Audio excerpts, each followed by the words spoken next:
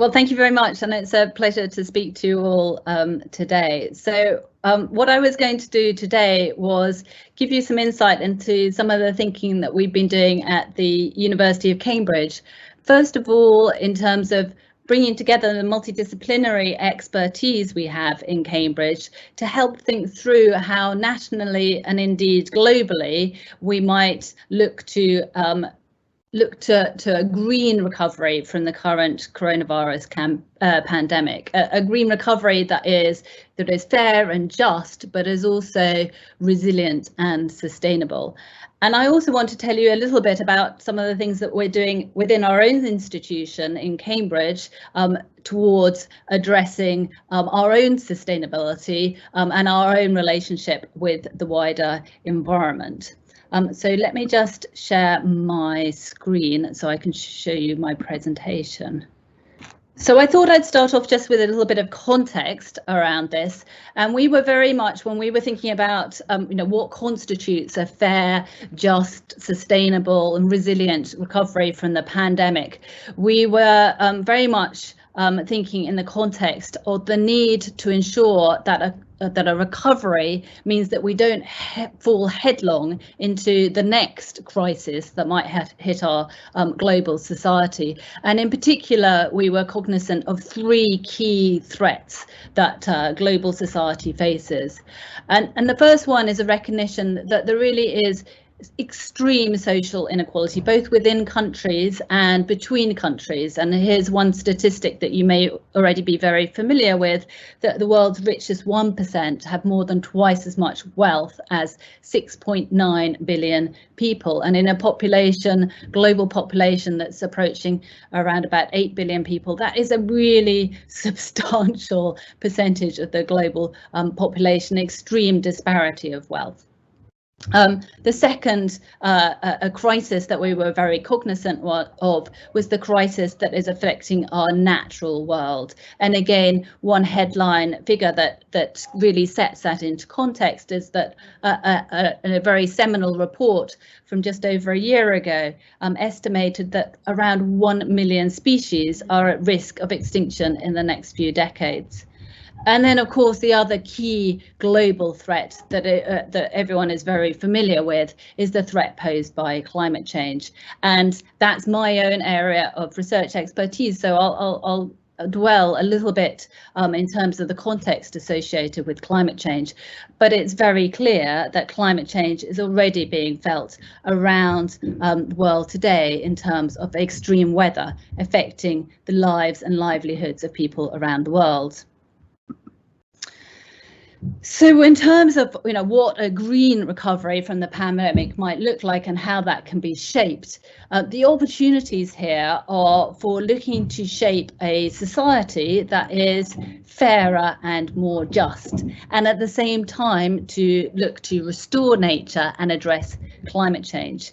And if we achieve that, then we could look to achieve a fairer distribution of resources, a more sustainable recovery. And there's a lot of evidence that actually green investment in a green recovery, investment in green jobs and green infrastructure and green technologies will lead to actually substantially better economic returns from that investment than investment in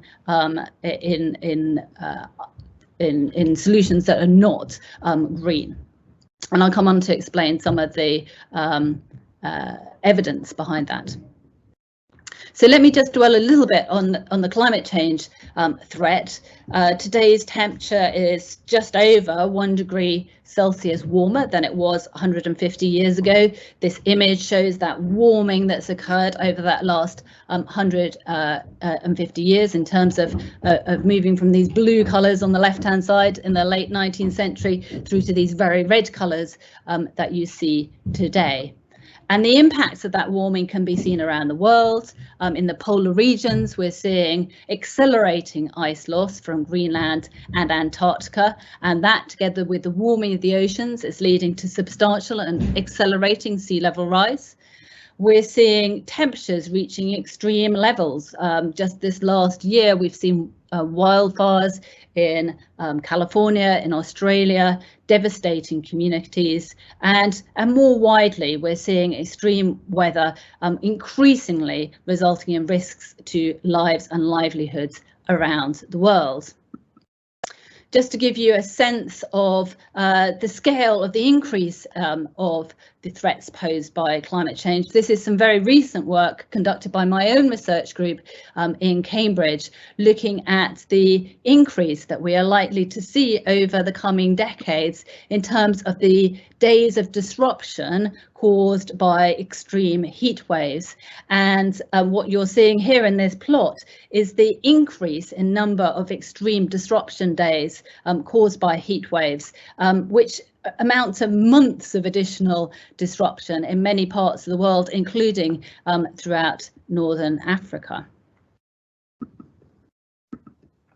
But perhaps one of the greatest concerns about climate change and the risks posed by climate change are the risks of really catastrophic shocks to the climate system occurring. And I've just got a few examples here, although there are many others I could have shown. The risks of the rapid dieback of the vast Amazon rainforest, the risk of the collapse of the vast ice sheets covering Greenland or Antarctica, and the risk of the melting of the Arctic, resulting in a significant release of methane into the atmosphere. Methane is a much more powerful greenhouse gas than carbon dioxide and would result in a significant acceleration of climate change itself. So that's the threat posed by climate change. If we're wanting to respond to that threat in terms of building an economy of the future that responds to that threat as we move out of the pandemic, then what do we need to be doing as a global society? Well, this plot here shows our current emissions in the white dots over the last few decades of carbon dioxide globally. And then you can see the trajectory that we need to be on if we are to limit temperature rise to 1.5 degrees Celsius. And as I already explained, we're at around about 1 degree Celsius of warming to date. Now, as a result of the pandemic and the lockdown of many societies around the world, emissions in 2020 were somewhat lower than in 2019, and you can see that shown there. But that scale of decrease that we saw as a consequence of those global lockdowns was only the amount of decrease that we need to be seeing year on year on year for the next decades if we are to limit temperature rise. So there's a real challenge in how we shift our global economies from the carbon intensive economies that we have today to a net zero economy of the future over a very rapid time frame. And that's about global society moving to a net zero future. So countries that are developing also need to be developing with that as the goal in mind over a very short time frame. So what does that look like? This is data from the UK showing how the UK's economy and society needs to evolve over that time period. What I'm showing here is sectors of the economy and how those sectors of the economy contributed to the UK's greenhouse gas emissions back in 1990. The transformation that's already occurred in the UK economy over the last 30 years. And you can see that in the middle image there in terms of the emissions across each of those different sectors. But then the transformation that still needs to occur over the next 30 years if we're to reach a net zero economy by 2050. And each of those boxes translates into a real opportunity for significant innovation across each of those different sectors. And so if we just look at one example, you know, we're doing this meeting today through a technology that we wouldn't envisage using to anything like the extent we are using it today. Even a year ago. If we look back 30 years ago, the technologies that were available to us were very, very different. So substantial change can occur rapidly. And the question is, how can innovation help shape our future in a green way to help all those sectors transform into net zero sectors of the economy. Now, drawing on the research from across the University of Cambridge, looking at each of those sectors, there are real opportunities for innovation helping to drive transformational change. Innovations in terms of the energy sector, looking at new materials for battery technologies that are going to be so important in terms of moving to clean energy infrastructure. Looking at the transport sector, again, looking at zero carbon transport, whether that is ground transport or zero carbon aviation. In agriculture, very important sector, looking both at how we can develop sustainable agriculture, either through alternative means of managing our land or through looking at developments in crop science. Actually, one of the areas of my own research using artificial intelligence, for example, to look at the more efficient ways of farming. Looking at how we can support reduction in waste by developing new circular economies. Looking at how we can substantially reduce the emissions from the built environment. Cement and steel are huge emitters, and can we find alternative materials, more natural construction materials, for example, to replace the use of cement and steel in our built infrastructure, but also looking at the way in which we operate our buildings and how we can reduce our energy use in terms of those operations. Looking at industry and how we can develop green chemicals and green industrial processes. And then finally, looking at how we can actively remove greenhouse gases from the atmosphere and draw down carbon dioxide and other greenhouse gases, either by technological means or by natural means, looking to restore our natural world, having that benefit both for climate but also for nature at the same time. And within the context of all of this, not only looking at how we transform to a net zero economy, but also being really cognizant of the need to transform to a more resilient economy. So how do we look to adapt to climate change, which is invariably in store, even in the best case scenario, and build more resilience to those changes. So in terms of our key findings, of what is required to help support a fair, just, sustainable and resilient green recovery, there are 5 key areas that we emphasised in our work.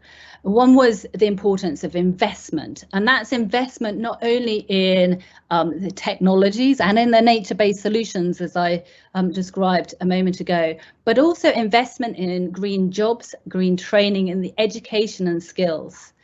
Investment and support of green infrastructure, and also for helping people to live greener lives. Looking to what institutions need to be put in place to help support a green net zero future. And that's not only the green policies and regulations, but whether or not we have at a national and international level the right institutions to help support that.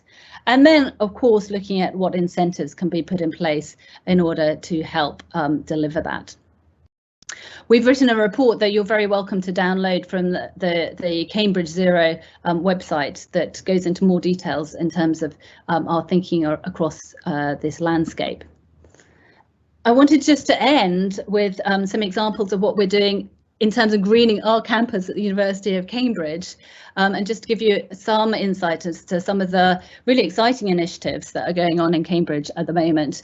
And the 3 key areas that I wanted to highlight.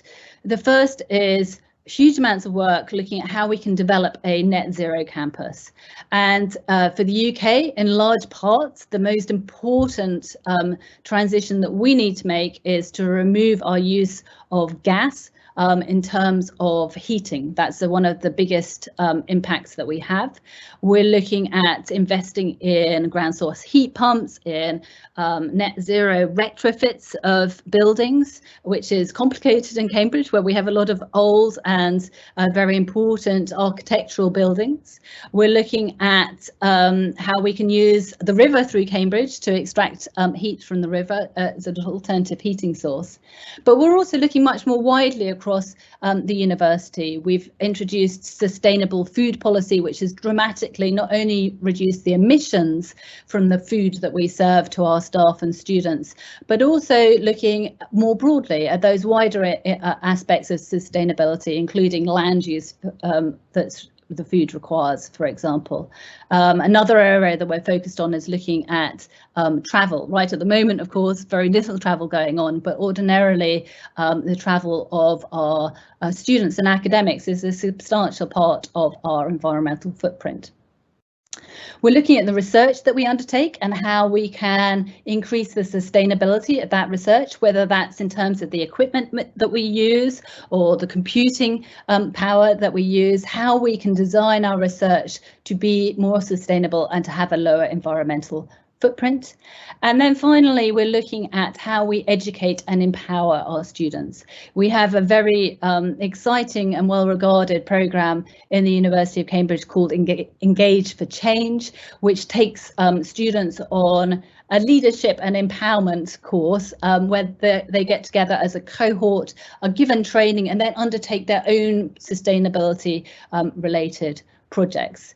So all in all, it's a very exciting time in Cambridge. We've drawn together the expertise both to look at what we're doing ourselves, but also how we can contribute to the national and international dialogue associated with it. So I hope that's given you some inspiration for some of the things that you might be able to do in your own institutions. I'm going to present my university effort and experience in for a green future. So first of all, Algeria has a geographical position. So we belong to Mediterranean Basin, which is a hot spot. We have a climatic characteristic which makes Algeria highly vulnerable for climate change. So Algeria signed for the United Nations Framework Convention on Climate Change in April 1993 and adhered to Kyoto Protocols in 2005, where it shows its determination to participate in the international efforts against climate change and its potential impact on water resources and natural ecosystems. As a leader in knowledge creation and research, universities are in a unique position to conduct research, educate their students, and make significant advancement against the climate crisis. So our university policy, in which concern our university policy, so our university tries to develop educational courses, carrying out research on environment protection, prevent the waste of water and energy resources on the campus, raising awareness among students and public about the issues concerning pollution and the environment, waste minimization techniques for paper, plastic, and inks. Also, the implementation of interdisciplinary and international projects like CUPAGIS. So it's a project for precision agriculture. And we have another project with the waste management called AGIT. So for the project on integrated waste management AGIT, it's an Algerian-Belgian cooperation project. The project aims to introduce an environmental culture of better waste management, waste collection with the use of selective sorting followed by the appropriate recycling method. The educational aspect of the project is the creation of an experimental site for educational purposes, introductory courses in waste management and composting of organic matter, the extension of composting processes and improvement of soil fertility in Mosagana region. Also, the contribution to limiting the global and local environmental impact generated by waste management, setting up an experimental composting and methanization units, so to produce biogas as a fuel at the agricultural farm of the University of Mostaganem. Here we have an agronomic trial, the effect of compost on seasonal potato yield, spunta variety. So this experiment was carried out in the experimental farm of the university. So they carried out agronomic trial of locally produced compost in Mostaganem and Sidi Bel Abbas from market waste and crushed green waste. So the aim was to compare the yields of seasonal potato fertilized with compost in comparison with organic and chemical fertilizer. So as a result, the compost gave a yield of 40 kilogram, the organic fertilizer 36 kilogram, and the chemical fertilizer 51 kilogram. So the chemical fertilizer was the best, gave the best yield, but in the same time it has got a bad impact on the environment. So in which concern our student engagement, the university has 15 scientific labs belonging to different faculties created by students. These students are very engaged in environment, especially the one belonging to the Faculty of Natural Science and Life. So they organize meetings to discuss the problem of the environment and the concept of sustainable development. They try to reduce plastic use, avoiding the use of plastic packaging.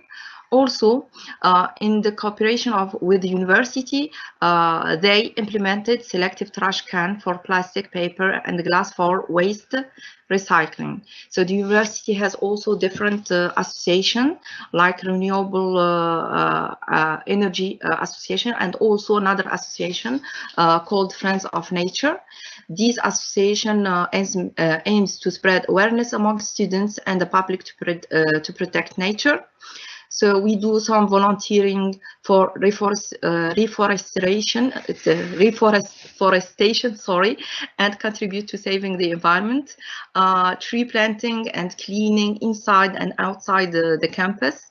So every 2 weeks, the students with their teachers, some teachers, they go hiking in different sites, each time in different sites, in order to study the species and the biodiversity of the site, and also do some cleaning when it's necessary.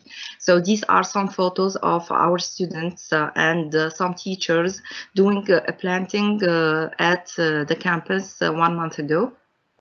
So I will conclude my presentation with these photos of an event that took part 4 days ago, organized by a middle school. So these are kids who try to create art from waste. So they use some waste in order to create these art. I was really impressed about these kids and their work, especially with the boot. I was really fan of this boot with the plants. So this is really an inspiration about the future and the kids thinking about the future of their planet. I'm not going to share a PowerPoint, but just my experience with this interaction. And I just want to say that the climate change is a global issue and we are all part of the problem, but also the good news is that we are part of the solution. And here we are here as speaking as a teacher and a researcher in the green chemistry. And for so many years, we are working on in energy efficiency and how it's impact the environment.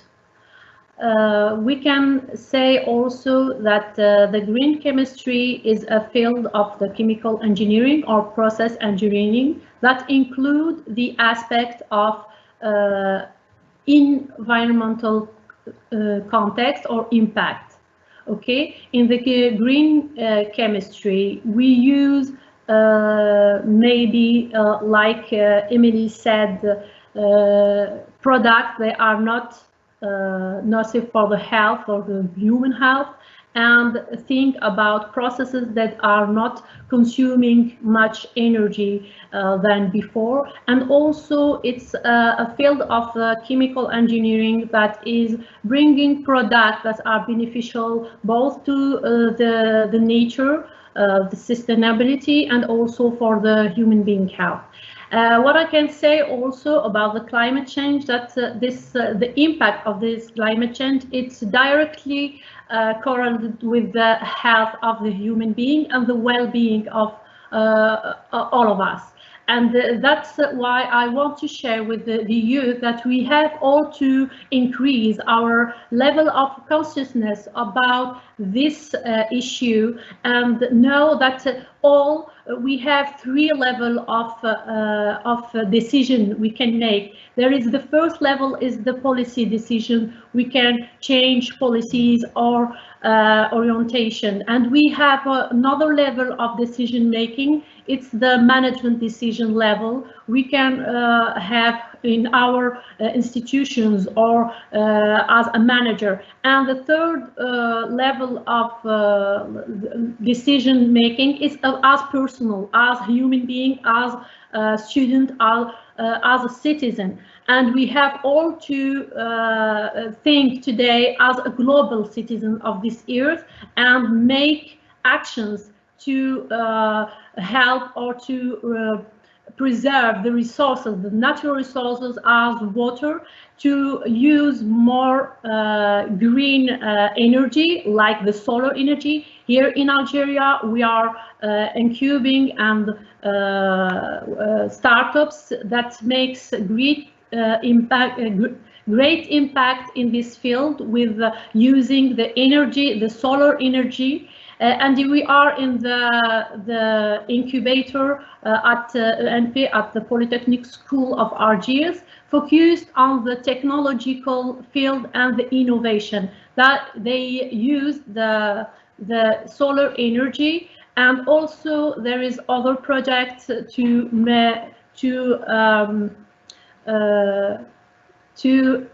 bring new materials like composite materials, that we are going to combine natural product with synthetic product to have new products that are more efficient and also more healthy and environmental friendly.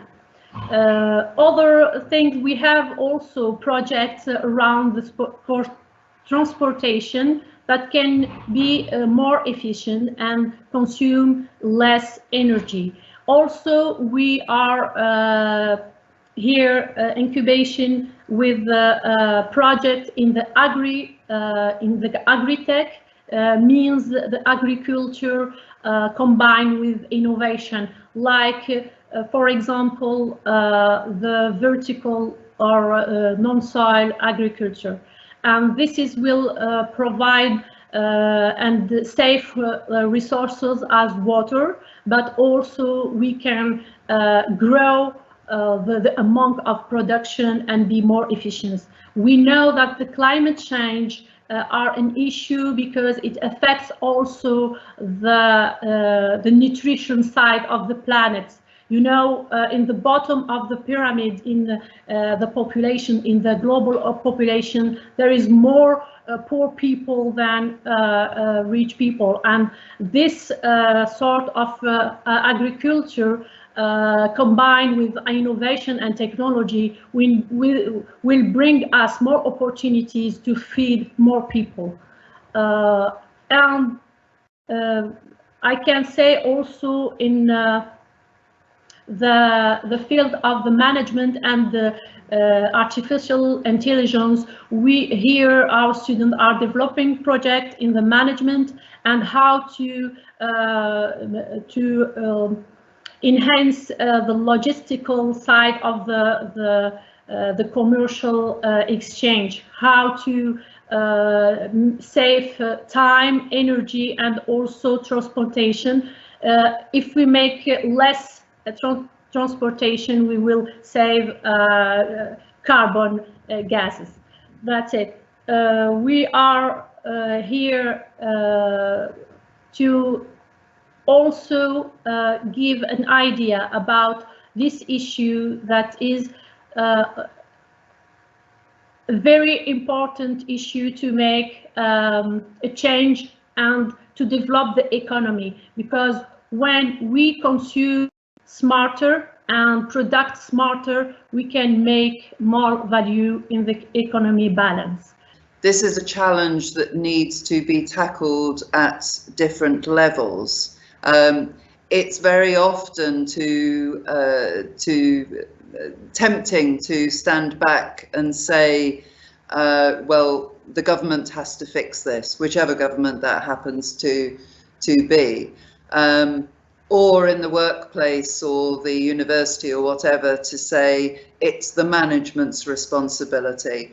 But I think we also have to remember that we as individuals have a role to play too in this whole process. And I think by getting that conversation going within the university environments, not only do you have the potential to influence the managerial policies, government policies, etc., but as Miriam said as well, you know, there is a chance to actually influence human behaviour, and ultimately human behaviour will be critical to the success of all of this.